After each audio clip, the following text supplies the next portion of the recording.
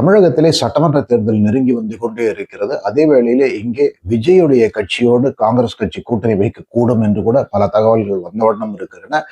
இதிலே முக்கியமாக ராகுல் காந்திக்கு மிக நெருக்கமானவர் என்று கருதப்படுகின்ற பிரவீன் சக்கரவர்த்தி என்று சொல்லுகின்ற நபர் விஜயை சந்தித்து பேச்சுவார்த்தை நடத்தியிருப்பதாக ஒரு சில பத்திரிகையாளர்கள் தெரிவிக்கிறார்கள்.